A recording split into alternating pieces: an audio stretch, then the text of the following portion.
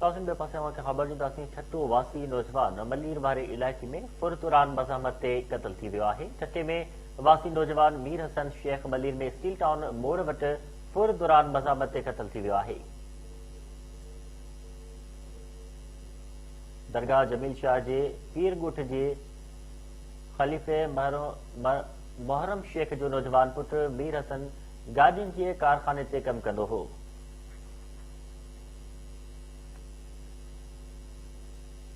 ख़बर ॾियूं पिया। कारखाने सां मोटंदे हथियारबंदनि खां मोटरसाइकिल फुर करण जी कोशिश कई। मज़ामत ते खेसि गोलियूं हणी क़त्ल करे छॾियो आहे। ठट्टो वासी नौजवान मलीर वेझो स्टील टाउन मोड़ ते क़त्ल थी वियो आहे। नौजवान जो लाश ईदी हवाले कयो वियो आहे, जॾहिं त हथियारबंद मोटरसाइकिल काहे फरार थी विया आहिनि। तफ़सील मालूम कंदासीं। ठट्टो मां KTN न्यूज़ जे रिपोर्टर असांखे टेलीफोन लाइन ते जॉइन कयो आहे। जी महबूब रही, छा तफ़सील आहे? जी मुबशर, अफ़सोसनाक वाक़ियो कराची में मलीर जे इलाइक़े स्टील टाउन में पेश आयो आहे। स्टील टाउन मोड़ वटि हथियारबंदनि बंटू खां मुस्तक़िल फुर करण जी कोशिश में मज़ामत ते जेको छठे नौजवान आहे मीर हसन उर्फ बबलू शेख उनखे गोलियूं हणी क़त्ल करे छॾियो आहे। उनजो लाश जेको आहे ईदी जेके सदखाने में हिन वक़्तु पियल आहे, छाकाणि जो शुरूआती तौर ते हुनजी सुञाणप न थी सघी हुई।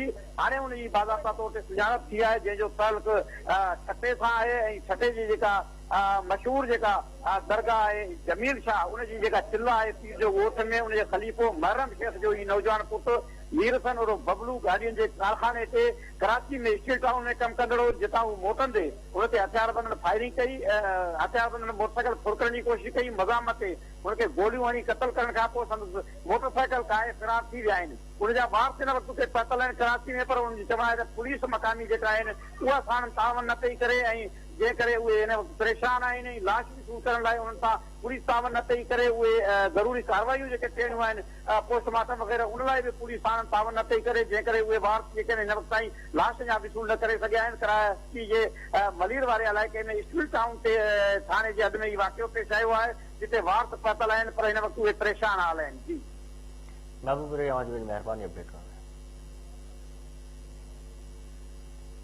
नवाज़